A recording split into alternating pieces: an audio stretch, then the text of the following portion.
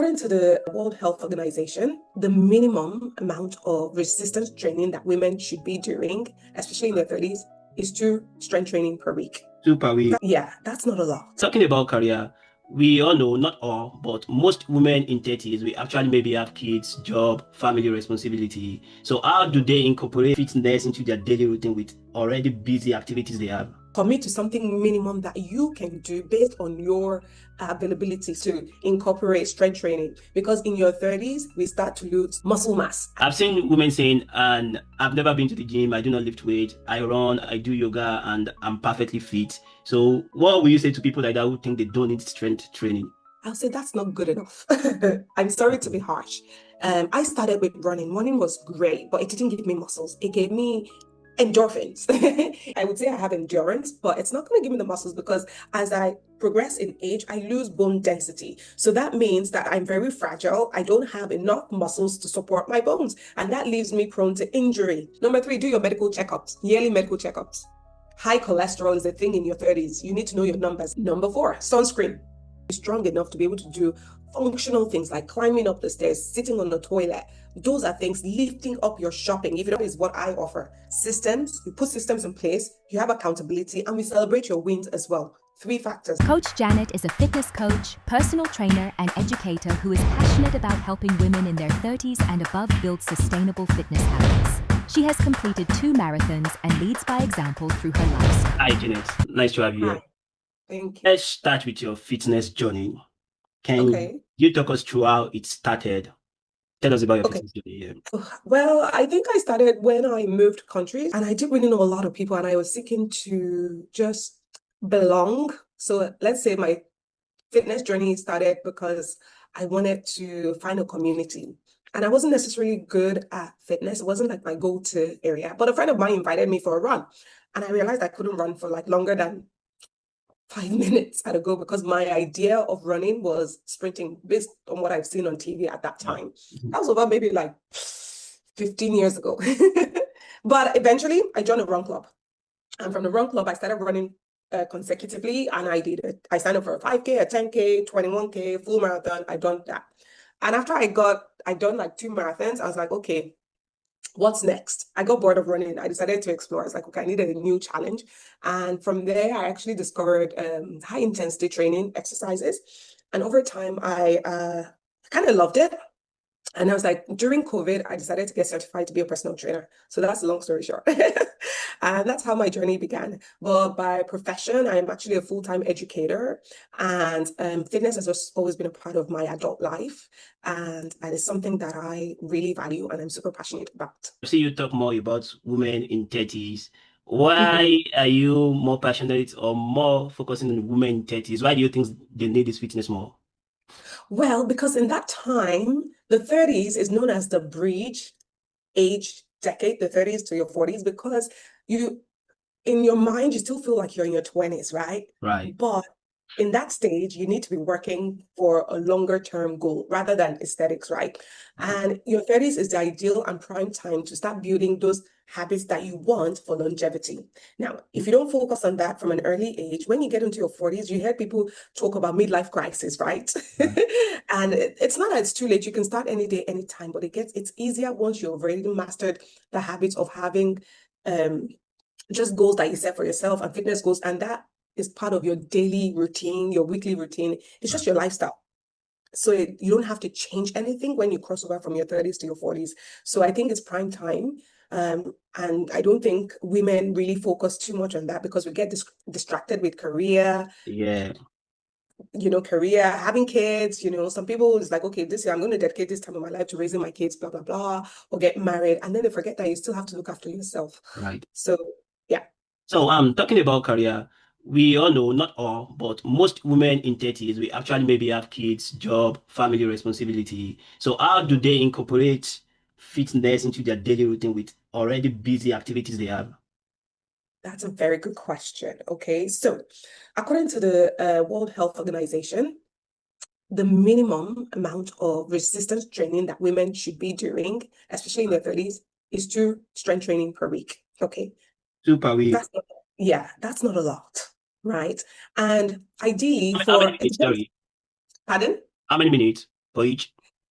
So I think it depends on, so minimum for strength training, and if you're able to meet this, like, it doesn't matter. The goal is to get started. Okay. That is what I believe, because you have to meet your client or people that you're working with where they're at. If their goal is, I can only make it for one time a week, that's a good place to start. Right. But we can also like progress in that, okay, if you can sustain that one time a week, then that means it becomes easier for you. And then you set a new challenge for yourself to progress further. So I always say to my client, yes, the expectation is to have 2 strength training sessions. It doesn't matter how long you spend on it. So it doesn't have to be more than 20 to 30 minutes, as long as you're targeting all the major muscles, okay? Right. So you're not doing, I'm not talking about cardio for 30 minutes. No, that's not what I'm talking about. That's a different thing entirely. You have to incorporate strength training, because in your 30s, we start to lose muscle mass, and you don't gain that back. And that slows down your metabolism. Everything that you need to build for your later life, you start in your 30s. I've seen women saying, and I've never been to the gym, I do not lift weight, I run, I do yoga, and I'm perfectly fit. So what will you say to people like that who think they don't need strength training? I'll say that's not good enough. I'm sorry to be harsh. I started with running. Running was great, but it didn't give me muscles. It gave me endorphins. It gave me stronger heart, I would say I have endurance, but it's not going to give me the muscles, because as I progress in age, I lose bone density. So that means that I'm very fragile. I don't have enough muscles to support my bones, and that leaves me prone to injury. So if you're doing running, that's a good start, but it's not good enough. It's not going to build the muscles that you need. You want to be able to do functional movements that would help you in your later lives, like being able to sit on a chair and not think, like, I think of my mom all the time when I tell people this, that when my mom wants to climb up the stairs, she's like, oh, my knees, my this, my that. But I always tell her, I'm like, Mom, she's like, but she's so set in her own habits and in her own way of thinking. Yeah. It's so hard to change at that time in your life. You don't want to be starting at that time, because we're so set in our mindsets. Right. So it's better to start early, commit to something minimum that you can do based on your availability. So for me, if you're working with me, we take an account of how many times that you have to yourself in a week. Okay. Take away your work schedule, because, okay, if you can squeeze out only 20 minutes one time a week, it's a good start.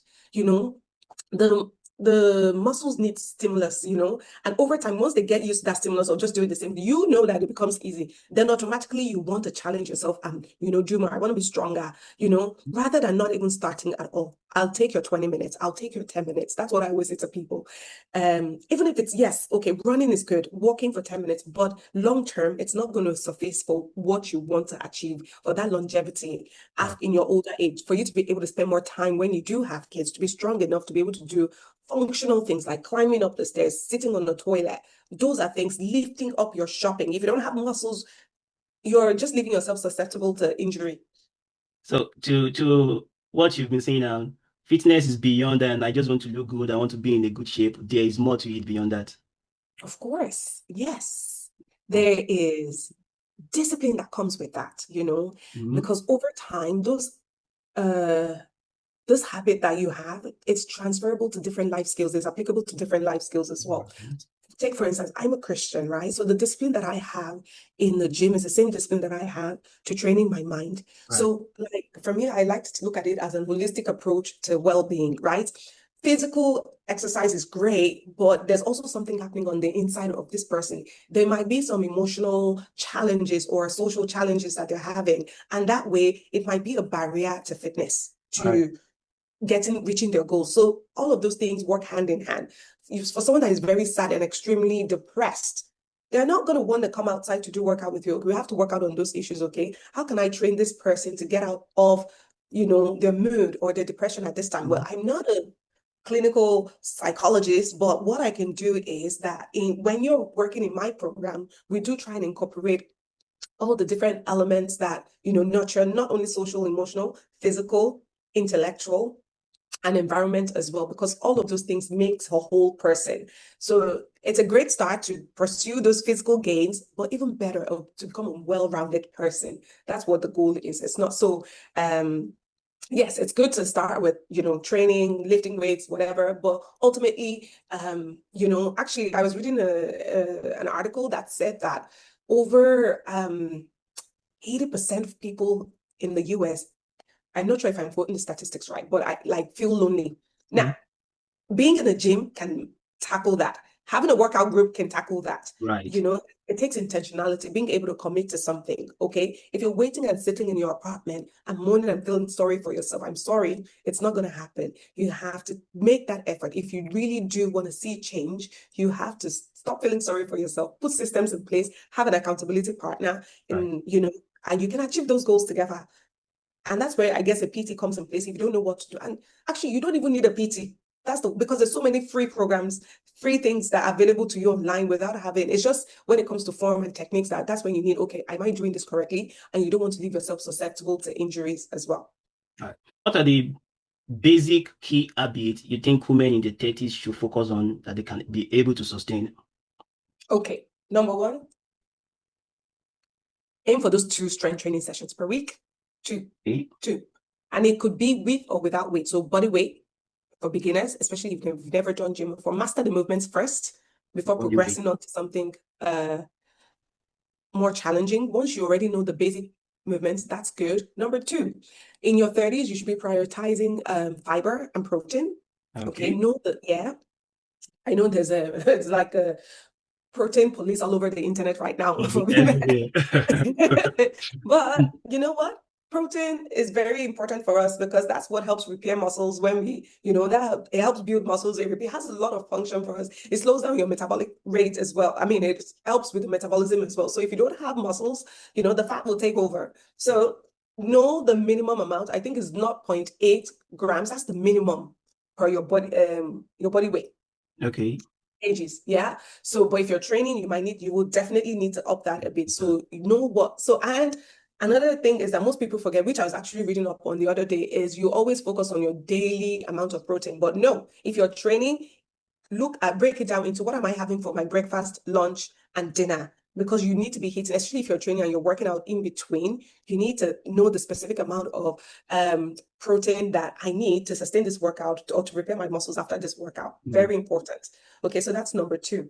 Number 3, recovery and rest. Stress is cortisol. If you don't rest, your body will be high with cortisol and then you cannot function. So rest, I say, it's very, very important. Like I said earlier, you need to figure out and take account of how much time that you prioritize rest throughout the week. What does rest look like for you? And rest is not me sitting and scrolling on my phone. Rest comes in so many different ways. It's like, okay, and you have to be intentional and you have to plan for it. Okay. So for me, ideally, I always say that people should plan for their week on a Sunday. It's a Sunday reset.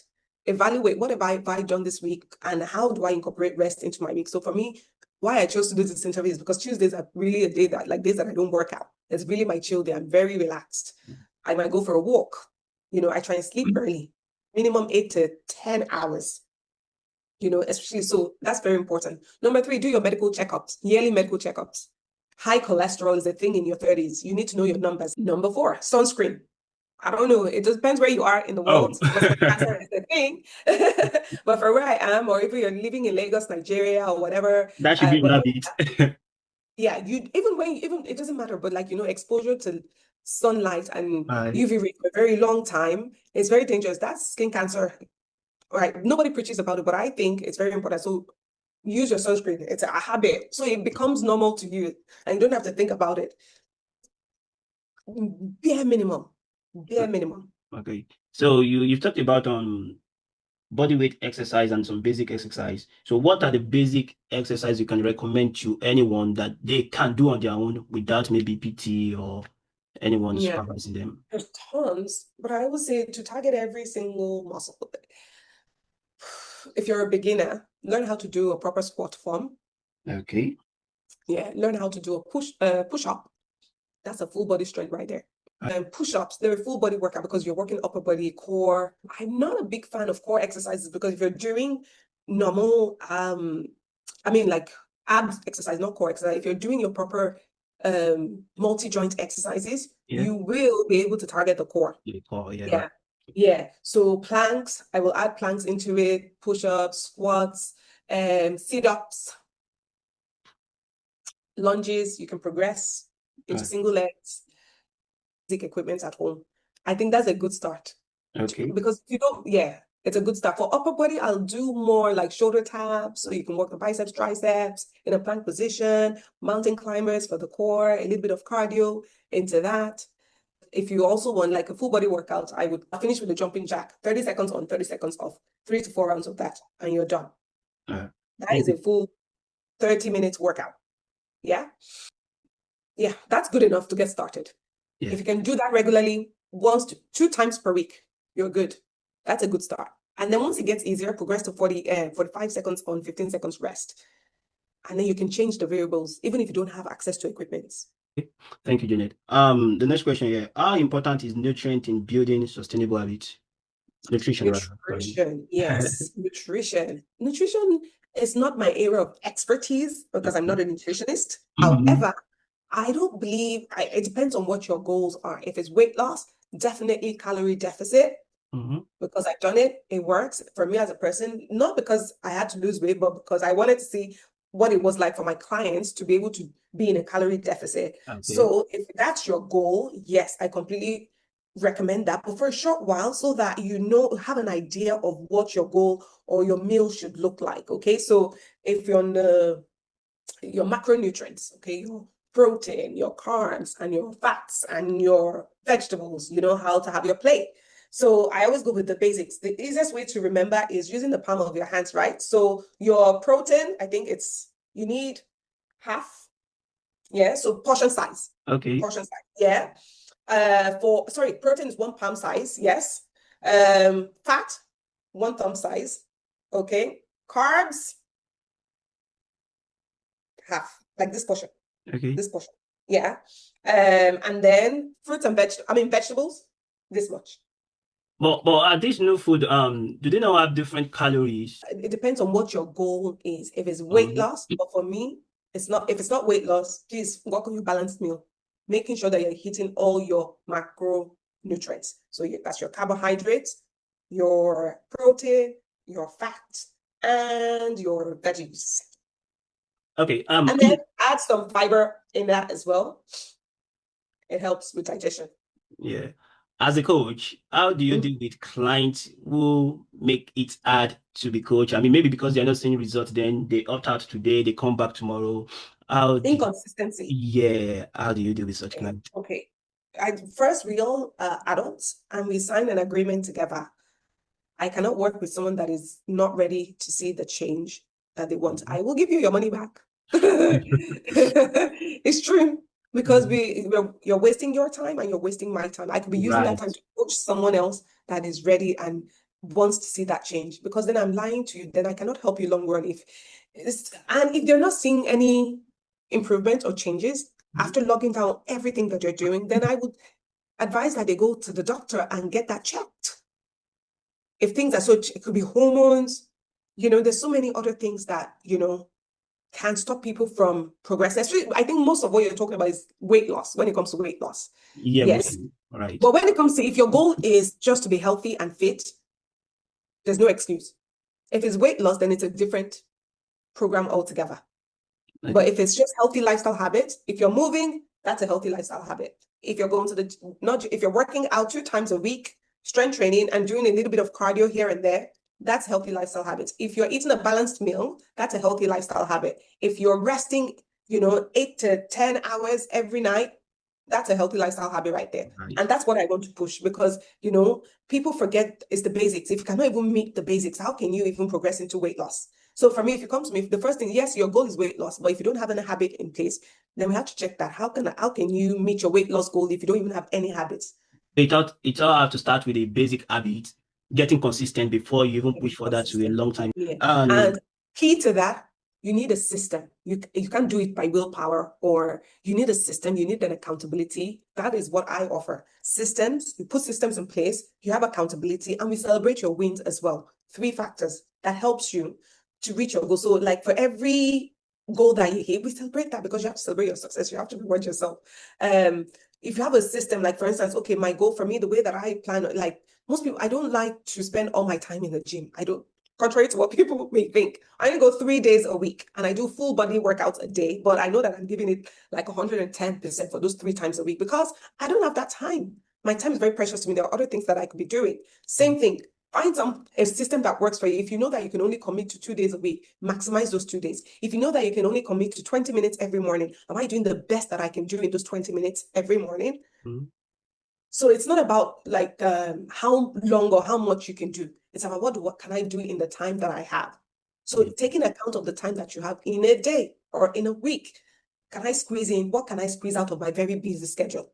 I have two questions here from my community members.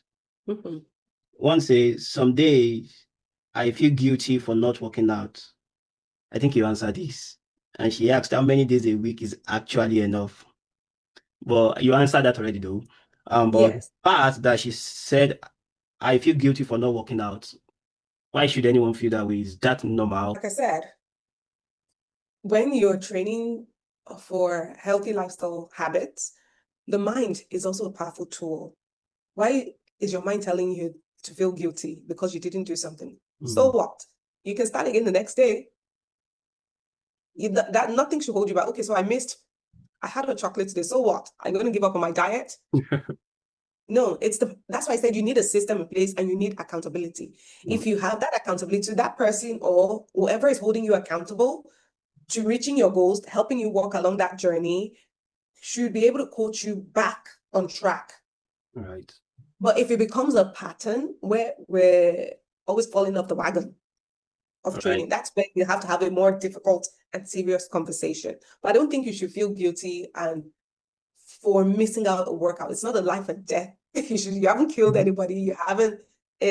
You should celebrate every moment that you get to move. It's a thing of celebration. Okay, I didn't get to do it today. That's a bit disappointing, but it's the mindset.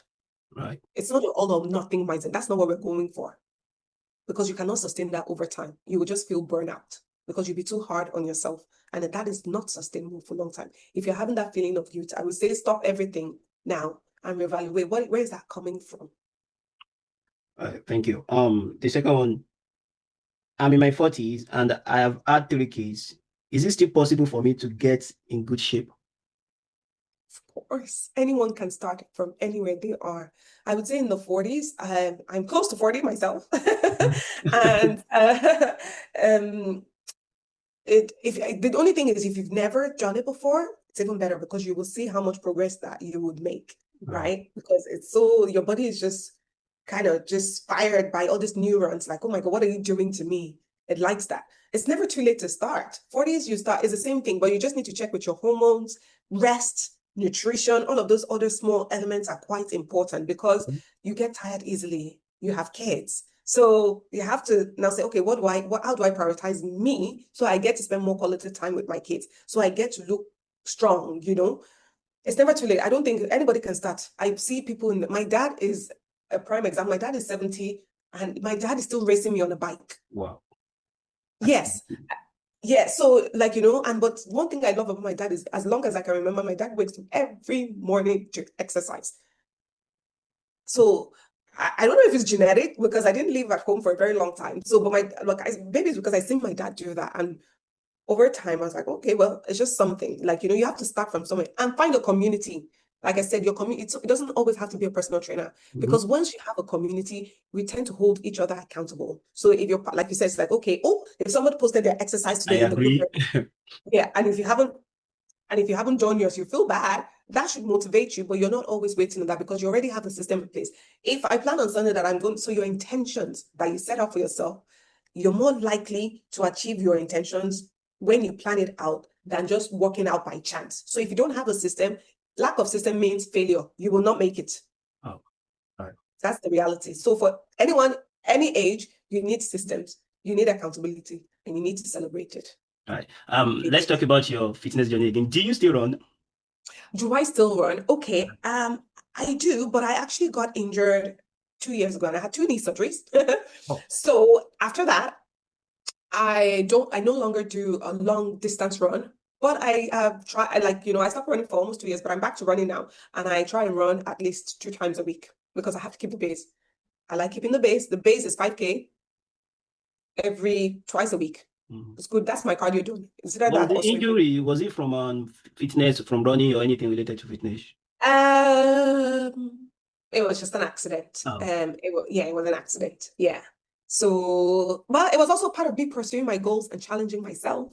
I wanted to learn how to do a handstand, and I went to a gymnastics class, and I was jumping, and I Jesus. popped my knee. That's how it happened. Oh, Jesus. But there's so many other little factors, and it's all like jumping and landing and the form and the technique that it involves. So if you're Yeah. not landing correctly, it's sending impact high up your knee, and then that's how I tore my ACL. So my injury was ACL. Wow.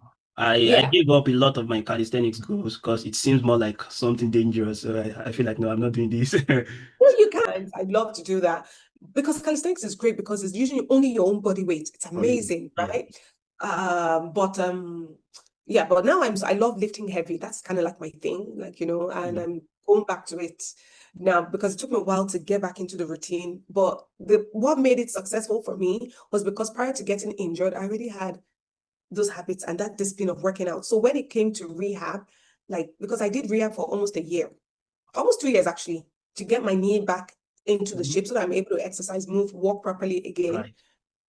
Because I was already exercising, it wasn't as hard as it could have To been get for back. me. Right. Yes. Yeah. Quick one. I saw a post on your page which blessed me, so I just want to talk about that real quick. And the post where you were talking about not separating your fitness from your faith. I've been talking about you being a Christian now. So how do you balance the fitness aspect with your faith? How do you put the two together? So for me, my faith has always been a part of who I am. And I feel like fitness is a tool, okay, that God gave us, Mhm. and especially, you know what, when I finished the marathon, that's when I knew, like, wow, this human body is capable of so many things, because in my whole life, I would never have thought that I could do Right. it, Yeah. and not to do it once, but twice. And he gave me that opportunity, like, God has given me this gift for a reason. Okay, this body of mine is so capable of so many things. Now, as a Christian, if you don't look after the temple that God is giving you, you will Mm. not be able to work effectively to what you're called to do. If you're tired and sick all the time, you will not have the energy. You can be very spiritual, but your physical body still needs work. Mm. That's why, a lot of people battle illnesses that they could easily combat by just moving their bodies. Right. So that's why I mean that it's not about, okay, body is a temple. God gave us this body to glorify him. And if I cannot do that I can't do that with a weak body. I need to be strong for the mission I've been called to do, for what I've been called to do. If Mm. I'm going out and I'm feeling tired all the time, if I'm going to church, I'm feeling tired all the time, my mind is just going to be so exhausted. I'll be falling asleep in church.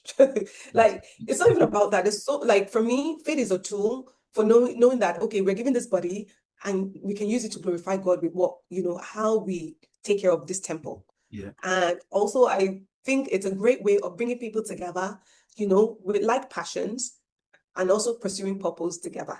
Yeah. And Yeah, thank you. community. Thank you so much. I appreciate that. There's this game I play. I would love to do that with you. Mhm. Are you good for that?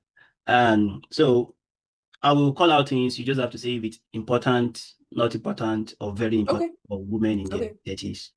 Strength training, Oh, important. walking, Mm, can I do not? It's not going to make, but it's great for endorphins. It's a good start.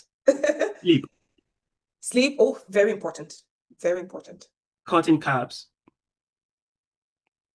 No, not important. No, regular medical checkup, very important. lose belly fat, Losing belly fat. Mm, For your health, yes, it's very important. I think it's important. Yes. finally, consistency. Oh, very important, because that applies to every area of your life, not only fitness, All right. work, spirituality, family, showing up for the people that you care for and love. You have to be consistent. So if you can be consistent in one area of your life, it's easy to transfer to other areas of your life. And Okay. thank you so much, Coach Janet. Yeah. Thank you. Nice to have you You here. are most welcome. Yeah. If you want, I have a beginner's guide to gym workouts. It's a free Okay. download. How do we access that?